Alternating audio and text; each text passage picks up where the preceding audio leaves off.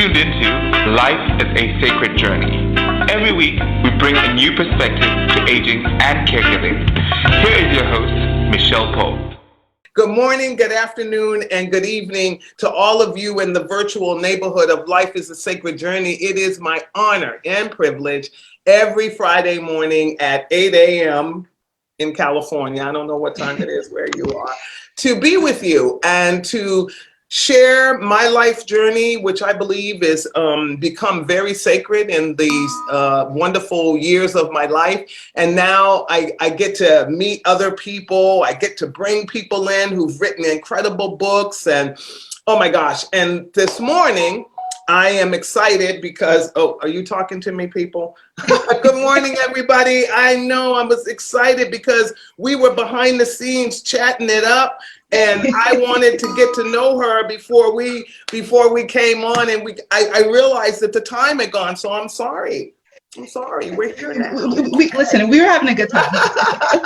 So Nicole is a wonderful young woman that I've had the opportunity to get to know, and now you're going to get to know. She has a podcast herself called Sacred Adventure, The Sacred Adventure. And what is exciting about her podcast is that she is talking about travel. And not travel where, again, I'm in the season of my life where my children are grown and they're living their best lives and they're traveling around the world and doing their thing. And I'm single, and that's not for you scammers out there. Do not be sending me no messages. I'm single on purpose, and like it very much, by the way.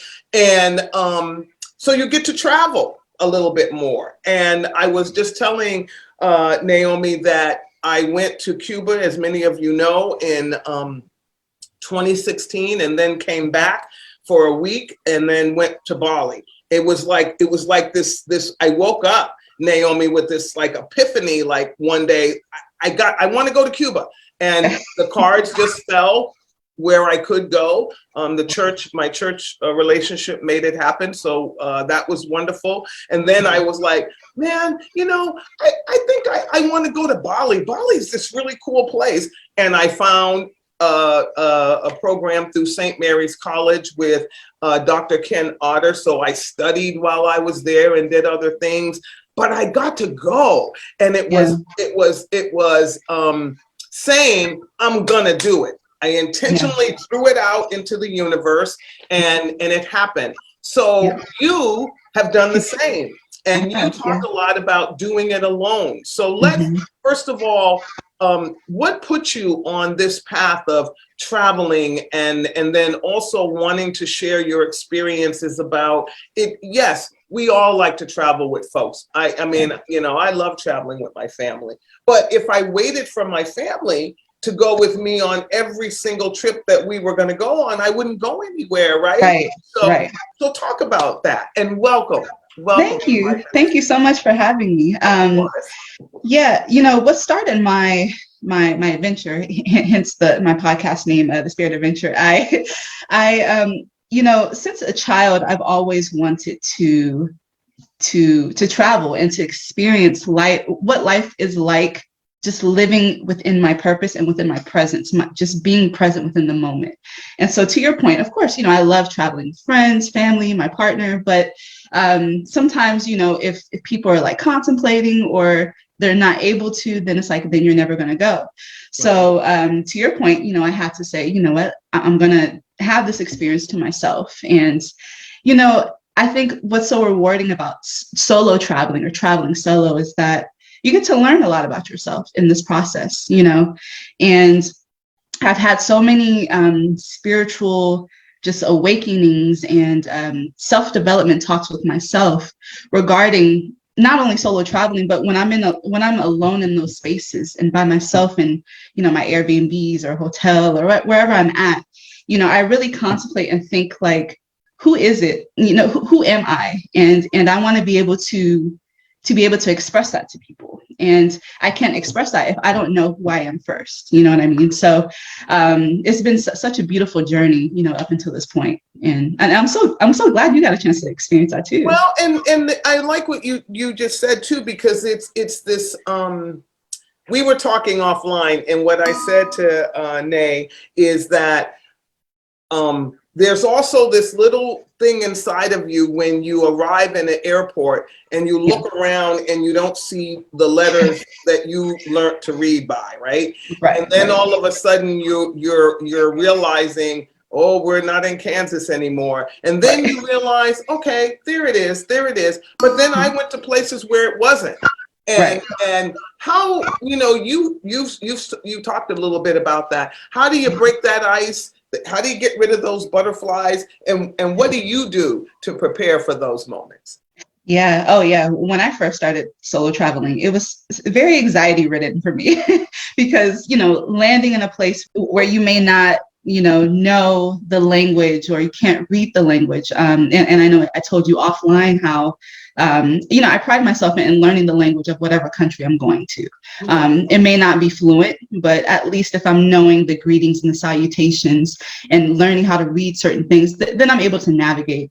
But how I operate in that type of situation, getting off the plane, getting in the airport, and I'm looking to where I need to go, I pace myself. I'm present. I'm in the moment. I'm like, okay, let's not freak out.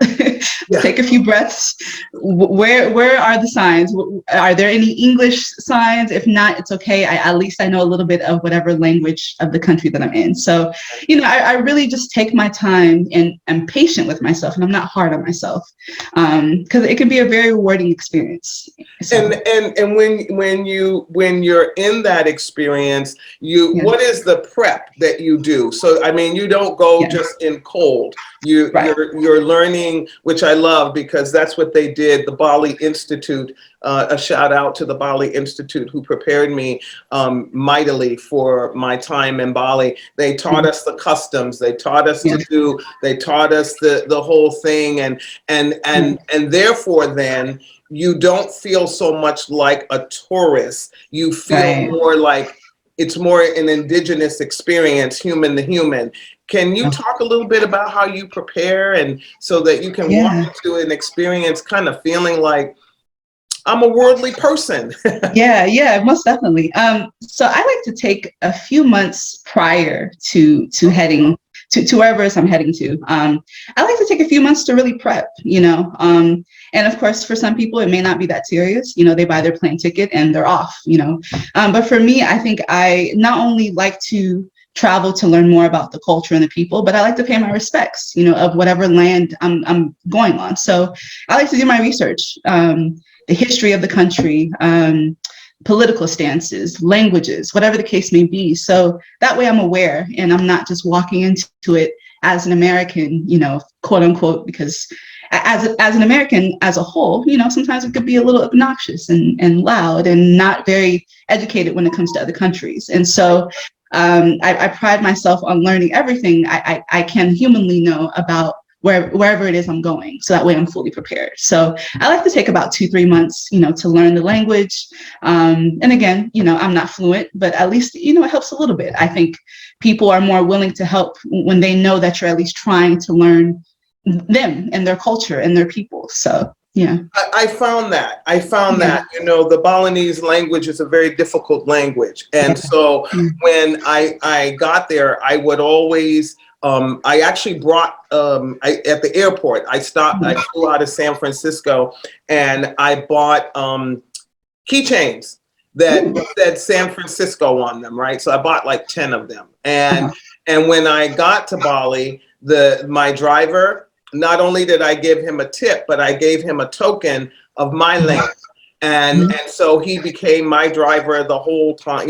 He was just like the person I knew. When the woman who made my bed, I left her a keychain and a tip, because they're very humble people. They don't ask for very much. You can get a massage in Bali for $6. It's like, what?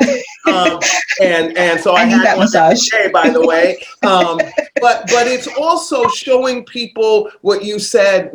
I have a sense of reverence for your your community, your life, and not this like I'm coming to tromp on your territory. And I saw that. I have to say, Naomi, that I did see Americans, and I know, I love you all. I love you all in the Life is a Sacred Journey neighborhood, but I speak the truth. And in my traveling, I saw rudeness. And I have to tell you, the minute they opened their mouths, I knew they were Americans. And so, we need to be kinder than we think we need to be when we travel. Right. Most definitely. Definitely. Yeah. So what is the first thing you do when you go to a new place? Is it you have an itinerary, or are you just Spirit Adventure makes me think not, but it's really interesting. So I do have an itinerary to wherever place I go. Sometimes I like to kind of go off the beaten path of my itinerary and just, go for what I know, or just, do whatever it is that I feel would be necessary for me to have a good experience. But the first thing I like to do is, honestly, I like to actually go to the hotel and Airbnb and just like settle in, get everything unpacked and squared away. I love unpacking first thing that I do, because I don't know, I can't stand to think that I have a luggage full of clothes that I have to get back to. So I like to organize, unpack, and later on in the evening I'll have dinner, drinks, in a restaurant.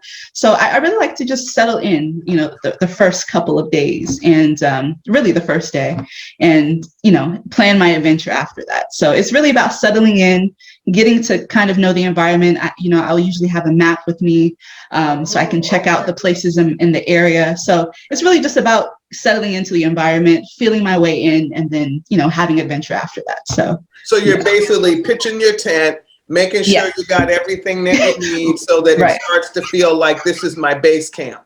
Right. Yeah. One of the things that I like doing when I was on my own and walking, I would begin by walking around the periphery of the place that I stayed, so I could learn the community. And I because I like to walk, and so I would get up and walk every morning. That would be my walk, and I began to meet some of the local people, and they would wave at me and I would wave at them. Can you share some of your local experiences, or one of your most favorite local engagement experience with us?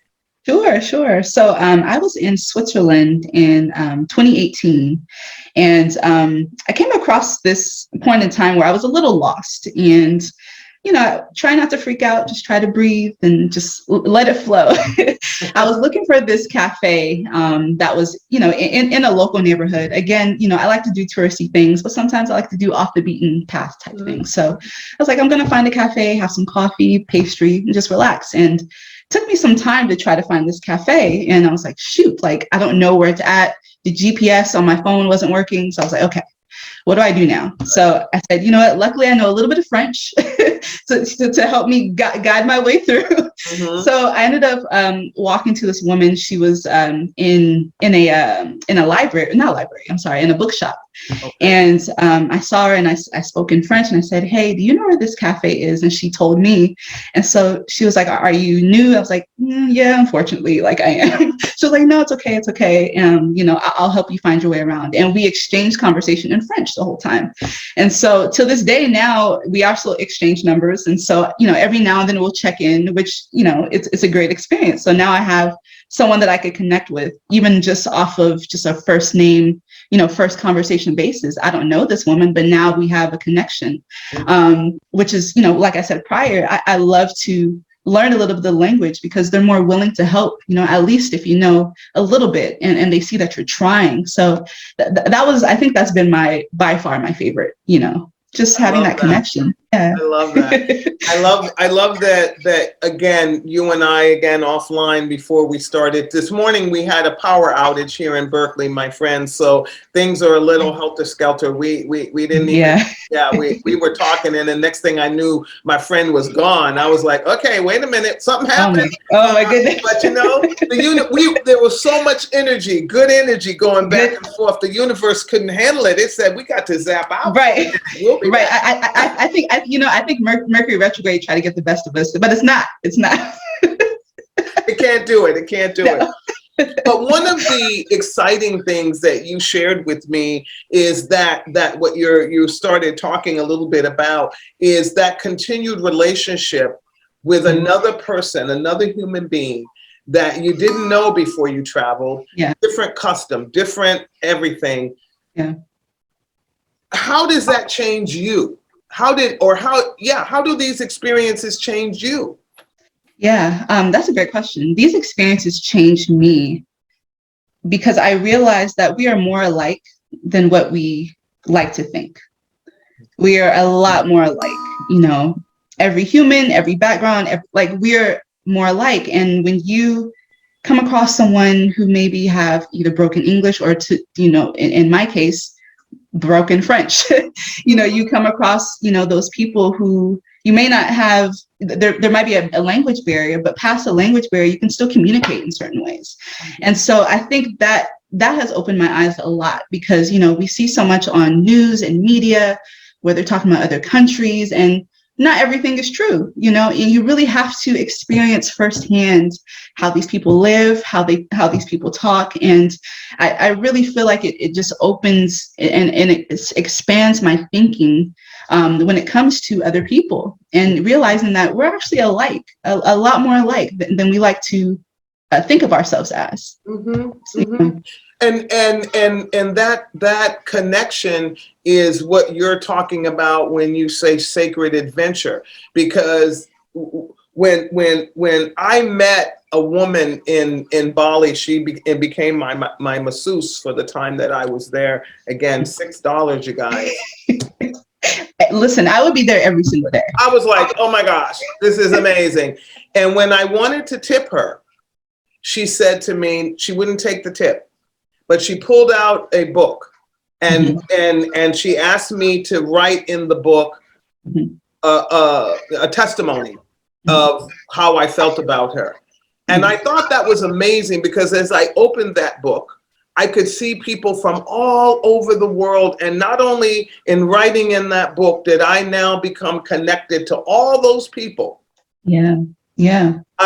And she as the conduit of that, I thought to myself, wow, I would never have felt this overwhelming, we are a human race, by golly gee. I never would have felt that just staying here. And I'm not saying that the United States isn't a great place to travel, because it is. Right. It is. Yeah. Everybody should at least drive across the United States once in their life. Definitely. It's beautiful. But the connection outward is very interesting. And I'm going to, say as a Black woman, it was different for me because while I did grow up in a family where we did travel out of the country, I as a grown-up, I hadn't traveled out of the country as much. And there's a different feeling that you get. It's not, and my siblings of Life is a Sacred Journey, Michelle Pope, I'm never gonna try to offend you purposely, and I'm not talking about you as an individual, because if you come to Life is a Sacred Journey, this does not apply to you. Yeah. Right? Because if you come to this platform, we're a platform of love. So what I'm about to say does not apply to you, so don't take it seriously, but it does apply to some, okay? I knew the minute I got back into San Francisco airport that I was in America by the very racism that I felt immediately after getting off of the plane. And boy, once I got on board, it was like somebody punched me. And it took me almost 3.5 weeks to get reacclimated to the energy of the United States. So, I know this is hard for some people to hear, but Naomi, I know you know what I'm talking about. Oh yeah. Can you speak to that? Sure. And to your point, as a Black woman, you definitely, I feel like as a Black woman, we definitely want to guard ourselves, or that's kind of the first response of guarding ourselves, especially, if you're traveling solo. And to your point, every single time I've flown back into the US, I've had the hardest time telling them that, I'm a US citizen. Like, here's my passport. Like, I don't know what else you want from me. So every single time I've had the most difficult time going through, TSA, well, not TSA, but just going through security and coming back in. Customs or whatever it was. Yeah. So, I think what's really interesting, and again, to your point, this is not about anyone else. This is just my experience. Yeah. Even when I was in Switzerland, and this is just a quick little example. When I was in Switzerland, I had an Airbnb that was situated like kind of in a cobblestone alleyway. And there was this one evening, my mother, she came to visit me, and she finally came, she landed, and everything was good. And there was this cop that was down this alleyway. And so her and I, of course, we instinctively thought like, oh, like, hopefully nothing, hopefully he doesn't say anything. That's just the first instinct as a Black American woman. And so, he drove by.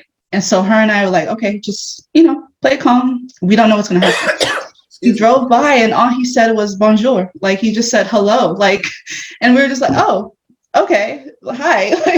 So it's experiences like that, to where you're so used to what you've been through, the traumatic experiences. So you take that with you abroad, expecting, those people to treat you the same way. Now, I'm not saying that, every Black person or woman that has traveled has a great experience. I know there are some people that don't have a great experience, but speaking from my experience, and only my experience, have I had great experiences abroad as a Black woman. And I had to kind of learn how to not fully let my guard down, because I know you still have to be about your wits and still be in control of your environment and your situation. But I think, I kind of had to tone it down just a tiny bit, because I had to realize, like, I'm not in America anymore. Like, this is a new place. This is a new experience. And I'm actually treated like a local, So it's really insane. It is. Yeah. When I went to Cuba, it was really crazy, because they don't stamp your passport, right? Yeah. They give you this little thing, and then the guy disappeared with it. I was like, okay, so what's getting ready to happen here? And the police there are military police, so you've got this heightened, and then the history that I was told about Cuba had me feeling a little some kind of way. And then when I walked up to the place where they were looking through your bags, and because I brought medications, and we'll talk about that in a minute, the guy said, "Welcome home." And I'm like, "Welcome home, welcome home, welcome home." I said, "I'm not from here." And he laughed. He said, "Where are you from?" And I said, "California."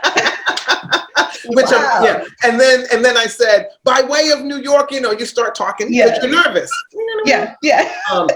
And he started laughing, and then he said, "Welcome home" again. Wow. And I thought, wow. Yeah. And I finally got what he was saying to me. Yeah. And I said, "Thank you, brother. It's good to be back." And the next thing I knew, that fear, anxiety, I was ready to take on Cuba. Yes. and I loved it there, and I loved the people, and I was inquisitive. I was almost like a child. Yeah. And I was there for New Year's Eve. So I brought in 2017 in Cuba, and what I realized is, we're all, like you said earlier, we really are all fundamentally the same. Yeah, we are. We are. And I feel like what divides or what separates us as viewing each other as, human, or whatever the case may be, it has a lot to do, with the media. And I feel that's why I feel like it's important for people to travel. You may not be a solo traveler, that might not be your thing, but I feel like it's really important to just get out of there, get out of your bubble, get out of your comfort zone. It's okay to be uncomfortable when it comes to situations like this. I feel like that's a part of the movement. That's a part of the growth. You can't move forward. You can't grow. You can't learn about other people's cultures. You can't learn about your own culture or your own self if you are stuck in a place of comfortability. And so that's what I had to teach myself as well. So that's beautiful. You know, your story. I love it. I mean, when you, as you said, and I've listened to some of your podcasts, you know, it's an opening. It's a rebirthing. Every time you go somewhere and you take on a little bit of that culture, you leave a little of yourself behind. Yes. And it's those experiences that you can't really tell anyone about, because it's a interpersonal experience, and people can only experience it, of course, to your point, is, you know, when you go outside and travel. And so, it's such a beautiful experience to travel and just get out, you know. So how do you pack for those trips? Because I saw people with suitcases that were huge. I'm like, where are they going? And you know, I'm like, if it don't fit in the over thingy, it's going with me, right? And I even leave stuff behind sometimes on purpose, because I'm like, I don't even want this anymore. I don't even know why I bought it, because I want to buy something there, and I prefer to bring it back.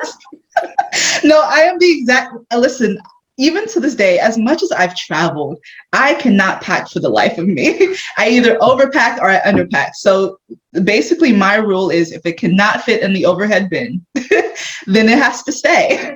I can't do checked luggage, only because, I don't know, like, I like to have my bag close to me, and that might be like a sense of security, but I love to have my bag close to me in eyes view, because I've heard of, you know, horror stories of people losing their luggage. It's on a different flight. So no, I take it upon myself to package as much as I can in an overhead bin, but luggage or bag, and anything that I need, I'll just buy, you know, wherever I'm at. So. And do you wear a backpack? When, you know, I found I made the mistake the first time of trying to carry this kind of thing, and man, I was just like, this was the worst idea. And so now I have, you know, it's cute, by the way, backpack. Yes, I do have a backpack. It's a small little, you know, because I know you say, you know, one personal item. So it's a small little backpack where I keep like personal items.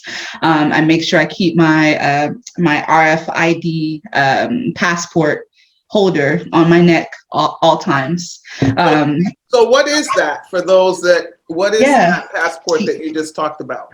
Yeah, so RFID, I forgot what it means, the full length of the name, but it's like a small little bag that you can hook around your neck. And you can put your passport, your credit card, your phone. And what the bag does is it protects against people who may try to scan your information if you're walking past them, or whatever the case may be, because there's scammers all over the place. You know, there's people who try to steal things all over the place. So it protects your information from being stolen, even if it may not be physically stolen. It could be stolen via scanning, whatever the case may be. So I keep it around my neck at all times. It never goes anywhere.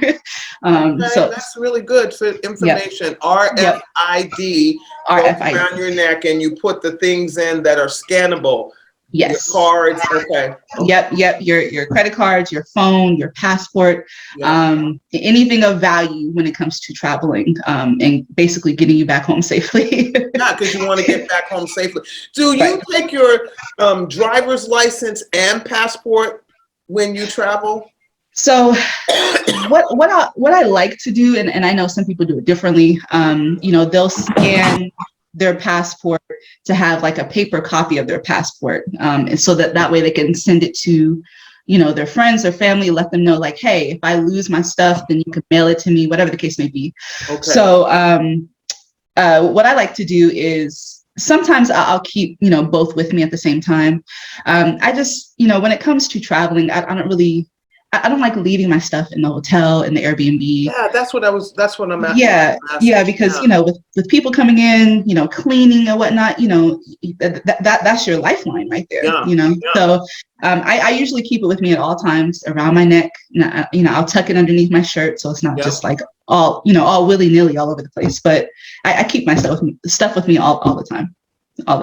And or do you also check in? You know, I know what I did because the service was weird. I didn't realize it was better to get a international SIM card or all that kind of stuff. I didn't know any of that. So, so that talk about that, because that was weird. I had to buy it there and it was very expensive. So why is this important? I mean, and is it important with G, whatever 5, and I don't know.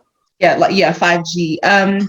You know, for me, it's very, very important. And it's interesting because when I first started solo traveling, of course, nobody told me, you know, what to do and how to operate. I just kind of, I don't know what happened. It's like my survival instinct just kind of kicked in and my research instinct started kicking in. So I started researching outlets, and because I know different countries have different outlets. Yeah. So I started researching like the little boxes where you put your charger in, you know, the outlets that are compatible, or the little boxes that are compatible for the outlets in that country. Right. So I started doing research on that. I started doing research on SIM cards, to your point. I bought a lot of SIM cards online here in America. So then that way I don't spend an arm and a leg buying it out in another country. Yes. And I also, there could be some times where I'll also get my currency here in America. I know sometimes it can fluctuate, but I like to just make sure I get everything done beforehand so I don't have to do that when I'm in the other country. So I get all my currency, I get my SIM card, I get my, you know, not cable boxes, just boxes, you know, to plug into the outlet. I make sure I have everything handy before because that's the last thing I want to deal with, you know, when traveling. Oh my gosh, yes. Yes. It's such a headache, you know, trying to find an electronics store, and it's just too much. So I'm like, you know, let me just go ahead and prep myself up for success. So then that way I don't have to deal with it, you know, when I travel. Because the whole point of that plug thing that you're talking about is so important, because the plugs in Cuba are round. They have one little thing, not all those little sprocket things. And had I not had that with it had all these little gadgets, and I just kept putting it on until it fit. And but at the end of the day, my phone would never have been able to be charged once it was out of juice, because their port end was different, because in many countries they're behind us by at least a decade on the phones that they're carrying. Right. And I didn't even realize that until I started to go to buy things, and I thought, wait a minute, this phone is different from my phone. So preparing that for one. And then do you check in with somebody along the way? So like if you have your itinerary, you share it, I'm sure, with someone before you leave, but do you check in? I do. So let's say if I have a layover, for instance, I had a layover in Canada when I flew to Switzerland. And, I checked in with my mom. I checked in, with friends and other family, like, hey, letting you know I touched down in Canada. My next flight is 8 hours, so I'll text you in 8 hours. So certain things like that, just to let them know my whereabouts. And I do actually share my location with all of my family for the most part. So then that way, they know where I'm at. And I like that sense of protection. So then that way, not speaking this on me, but God forbid something ever, were to happen. And they're like, well, her last known whereabouts were XYZ, So I definitely check in and, just make sure that I'm good to go along the way. So, and I was told too how important it is to know where the consulates are, where the places where in an emergency, because we never know. Talk about that. Is that really true? I did know where they were, but is that true? Yeah, it is. It is true.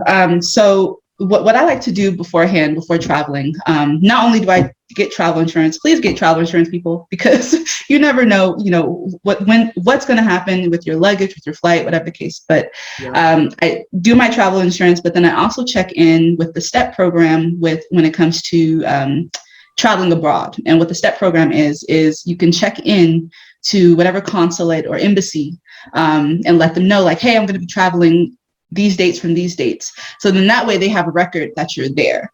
So if something were to ever happen, let's just say there was an investigation or something, then the US can go back to that embassy and say, hey, where's so-and-so? So now they have a record like, oh, she was supposed to travel from this week, but she wasn't here. So I find certain things like that very important to really know your whereabouts and just to make sure you're safe, Do you call that the STEP STEP program? Yeah, if I recall correctly, I believe it's called the STEP. Is STEPP. Okay. And I forgot what the full length word is, but you could check it.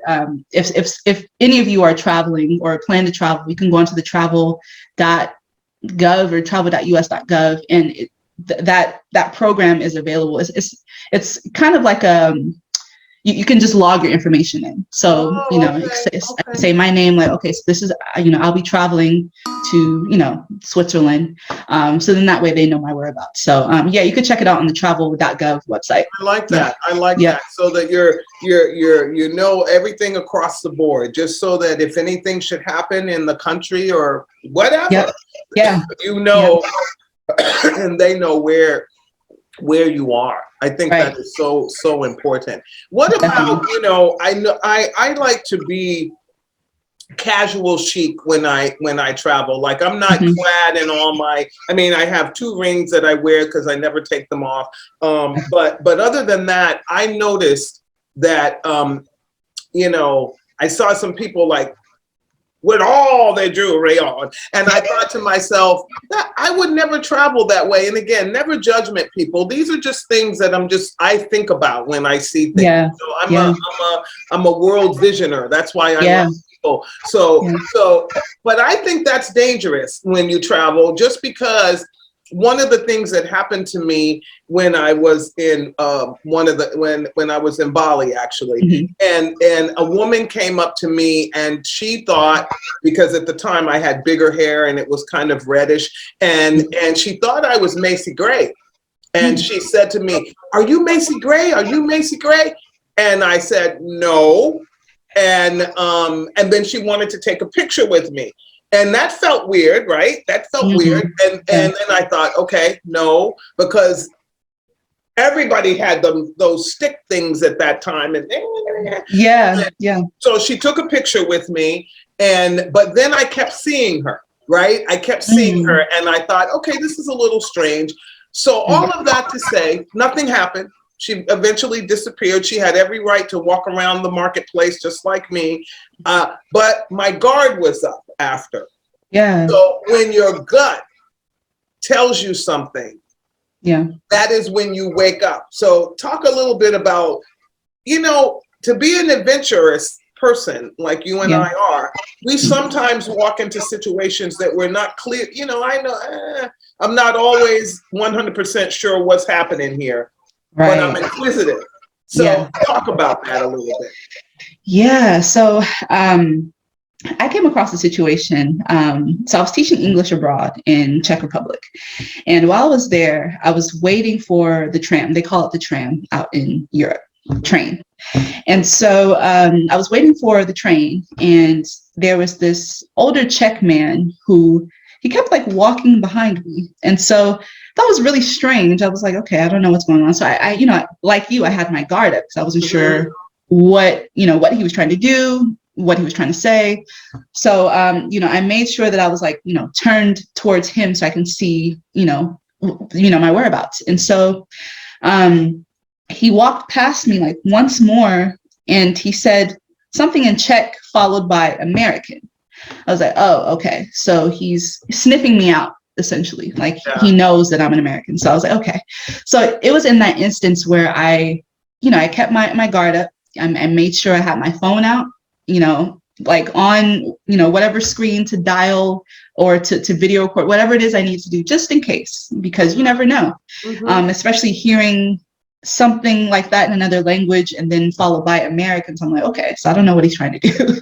So, So, I had to, be on my guard, but long story short, I was fine, nothing happened, but that kind of triggered me a little bit, just because I was like, okay, I don't know what's happening. I don't know what he's trying to do. So to your point, just keeping your guard up and just making sure you have your wits about you. And being aware, it's just like I used to tell my children, always be aware of your environment. It's one thing to enjoy it, but even if you're hiking, if you don't look down every once in a while, you might step on a rock that you're going to fall, and then now you're stuck somewhere. So you everything is enjoyment, being open, right? Yeah. Being open to the experience, but also being mindful that this is new. And that newness, you have to be very careful. Most definitely. And another thing I learned is that my senses are always heightened when I'm traveling alone. You know, I hear things 10 times better. I see things, like, it's kind of like I'm on this, not really survival mode, but I'm just super extremely aware of my surroundings. Everything is heightened, my smell, everything. Mm-hmm. And so it's a really interesting transition from, you know, being in your hometown traveling versus being in another country traveling, and you're just super aware of everything that's going on around you. So yeah, definitely being aware of your surroundings and, you know, being about your wits, of course, still enjoying the moment and being present, but just, you know, watching your surroundings is important. Do you prefer Airbnbs over hotels? You know, I think I enjoy Airbnbs more because I like having a kitchen in my place. I like cooking. I like making food. I don't know. So I honestly feel like I do enjoy Airbnbs more. And I know there's a lot of, you know, conflicts. You know, some people don't like Airbnbs because of certain things, but just me personally, I do. I really do. Okay. I like feeling like I'm at home. Mm-hmm. You know, yeah. My son and my daughter-in-law love Airbnbs when they travel for that very reason, that it feels like home, and they like cooking. So they like going shopping in the culture and going cooking, and that's fun to be able to do that. Yeah. It is. And all those, you know, I love staying in hotels as well. It just doesn't feel like home to me. It feels like I'm just traveling, you know, if I stay in a hotel. Whereas Airbnb, you know, I have my own space, I have my own kitchen, you know, so it feels like home. So I love it. So before we depart from each other, what is your two questions I have for you? Okay. What was one of your most favorite adventure places? I know I always say, I love Cuba, it's my favorite place. I love Cuba, it's my favorite place. I mean, because the world is my favorite place. As long as I'm alive, it's my favorite place. But there is a place that always will resonate more and stay in your heart more, and you maybe will have multiple visits there. You'll go back because you begin to feel like it's home, like a second home. What is that place for you? Oh man, that's such a tough question. I know I come up with some questions, don't I? I know, and that's such a tough question. I think my favorite place so far, despite, you know, the situation I had with the older Czech man. Honestly, the Czech Republic, it was such a beautiful country, and I stayed in Prague when I taught English abroad, and it's just such a beautiful country. For the most part, the people were very warm. They're very reserved type of people. They're very quiet. How they operate, they don't really say hi to you if you're on the street, and that's not them being mean. That's just them. They don't know who you are. So it's like, you know, I'm not going to really go out of my way to, you know, because, you know, us as Americans, sometimes we'll walk past somebody, we'll smile, we'll wave, we'll say hi, but they're so different. They're very reserved and very inclusive when it comes to their love for each other. So I think not inclusive, exclusive, because, you know, they have that, they only say hi or they only wave, or, you know, it's just certain things that they do that is very different than in America. But I do love that they're just such a reserved people, but they're very sweet. They're very kind. And the food is amazing. They're very welcoming. I know a little bit of Czech, so I noticed that some people were like surprised that I knew Czech. So I would go in the grocery stores and, you know, say something in Czech, and they're like, look, like, oh, she knows something. So, you know, I think that's been my favorite experience so far. And I was out there for about 5 months. Oh, so, wow. Oh, wow. Yeah. Wow. Yeah, so. Have you ever been to Belgium? No, but I definitely want to. Okay, because I was going to ask you, I'm going in September. A good friend of mine, dear love, my son from another mother, is getting married, and so I am going to be with his family and spend some time, and I'm very excited about that. And like you said, to take the train, I remember back in the day when, long time ago now, I was in my 20s, being able to hop on those trains and just go to place to place to place. And it was amazing. And, you know, they're clean and fast, and you can comparison, you know. Yes, I listen, that is another thing. I absolutely love European transportation, especially the train.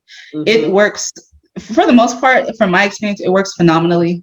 Definitely not like anything out here in DC, because the metro is just ridiculous. But, you know, having to travel and getting that experience. So although I didn't go to Belgium, definitely did want to. But I've been to Germany, I've been to Poland, just kind of like the neighboring countries in that area. So great experience. So, and the last question is, what about these, you know, more and more the groups are coming together, and maybe you and I should start a group and take the ladies to. Yes, but, listen, I'm here for it. Okay, we'll have to talk.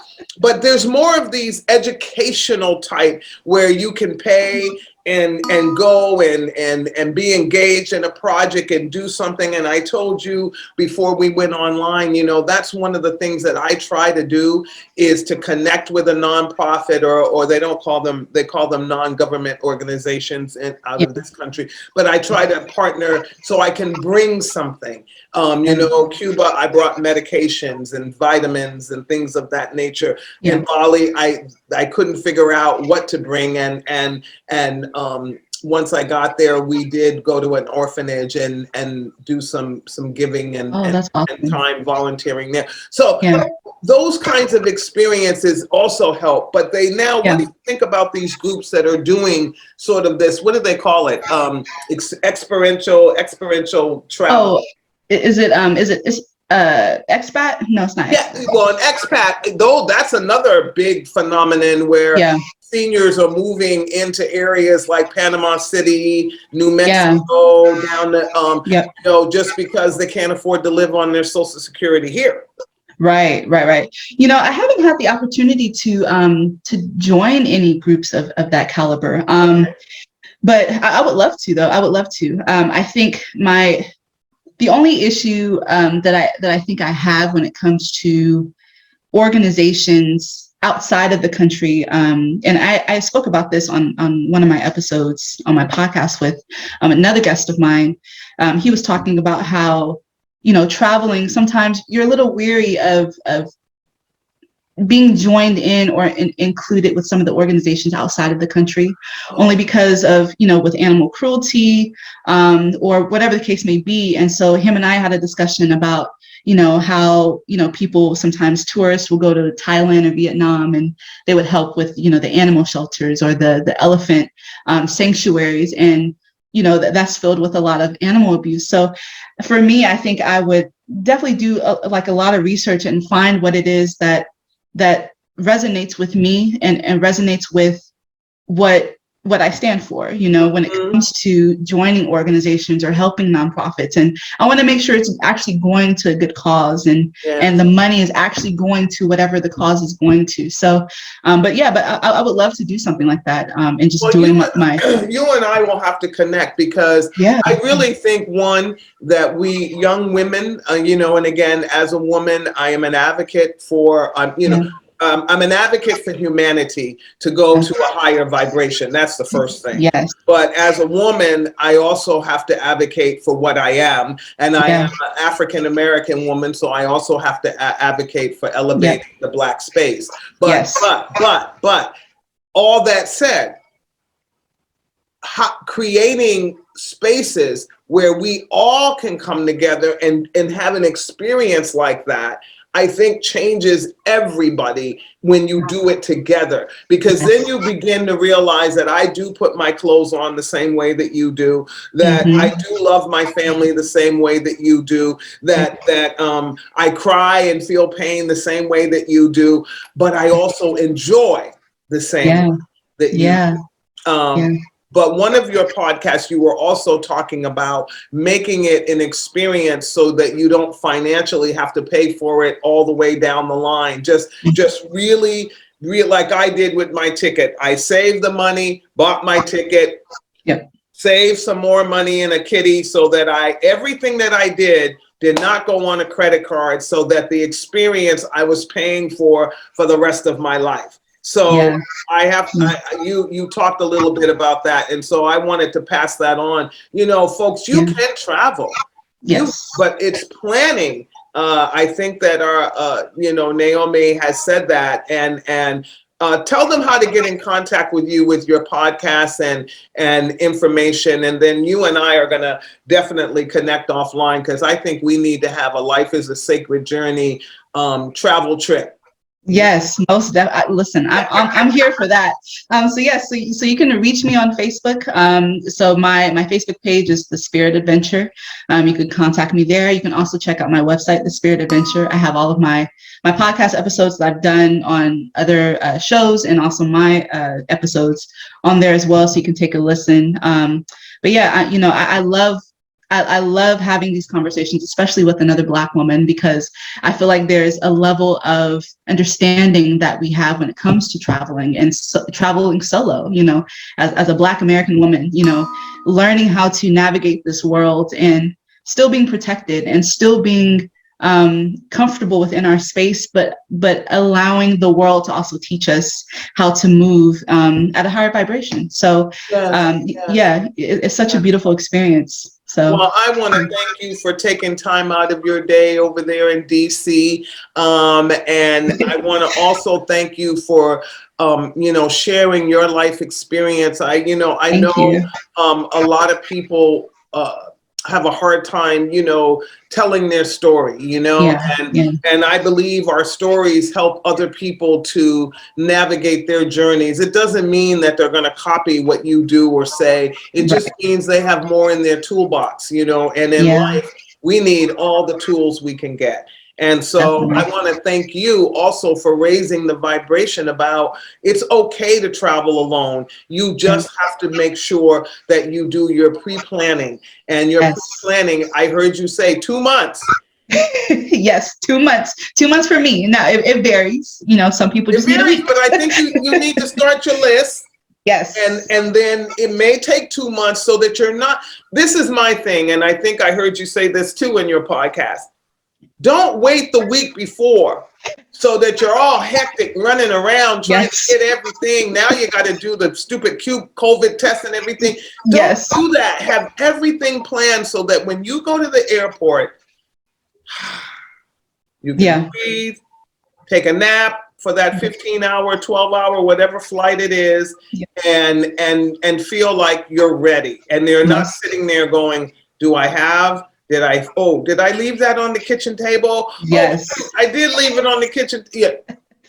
Listen, make a checklist. Make a checklist. Make a checklist. So again, you tell them where they can reach you again, Naomi. I just love that I met you today. Yes, thank you so much for having me. Yes, so you guys can find me on thespiritadventure.com. My podcast is on Spotify and Anchor at The Spirit Adventure. You can find me on the Instagram as The Spirit Adventure, and also on Twitter. I kind of shortened the name on Twitter, but it's The Spirit Adven, so ADVEN. But yeah, I had such a great time, and thank you so much. Well, I thank you for coming, and all of you, stay there for a second. All of you there at Life is a Sacred Journey, I'm telling you, I'm going to prophesy this, okay? Because I'm going to talk it into being. One day there's going to be a Life is a Sacred Journey on the road show, and you're going to be shocked because me and Naomi are going to be together. We may not have traveled there together, but we're going to end up there together, and you're going to see our faces, and we're going to say, look at here, look at here. So I send that out to the universe because it will be so, and we will bring you along for the ride. So my friends at Life is a Sacred Journey, have a wonderful weekend. Go out and hug a tree. Sit at the bottom of the tree, read to the tree, know that it is alive, know that your life depends upon the life of that tree. Yes. Without it, there is no oxygen, there is no life. So know that. Love a tree. Pet a dog, because you know how I feel about the doggies. Pet a cat if you're a cat person, I love all animals. Cats and I don't live together. And if you are out there, this week, Naomi, this happened this week. I was driving, trying to get home. traffic jam for 4 hours here, and there was a man on the overpass that was threatening to jump.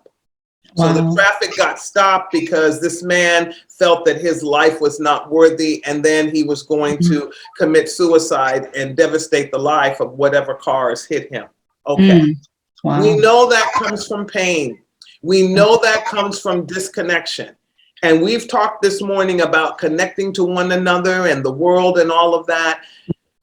Suicide hotline, 1-800-273-8255. Do not take your life. I swear to you, I know this. I've been there where I thought that I was the ugliest, blackest thing on the earth. Nobody liked black people. Why did God make me a black person? I was going to live my whole life just hating myself because the world hated me. And here I am. Yeah. Here I am. Yeah. My self-esteem has gotten better over time. It took a whole lot of self-care, a whole lot of work. But at almost 65 years old, I love myself so passionately that I am trying to hold on to this incredible life, even when it's hard. Yes. And I can vouch for that. So you got to hang on, person, whether you're a little person, a young person, middle-aged or old, hang on and dial that number, 1-800-273-8255. There's people there waiting to hear from you, and they will help you through this moment where you think, this is the end. Yeah. Because there's more better, beautiful days ahead. Naomi and I can attest to that. We're a testimony to that, if you just hang on, it will get better. So have a wonderful weekend. Ooh, it's Mother's Day weekend. Oh, yes. Happy Mother's Day to all the mamas. Happy Mother's Day, everybody. Happy Mother's Day to all the women, whether you gave birth to a mother and to a child or not. Because I'm going to tell you something, you did nurture somebody. So happy Mother's Day to all the women out there and all the fathers who've nurtured the women.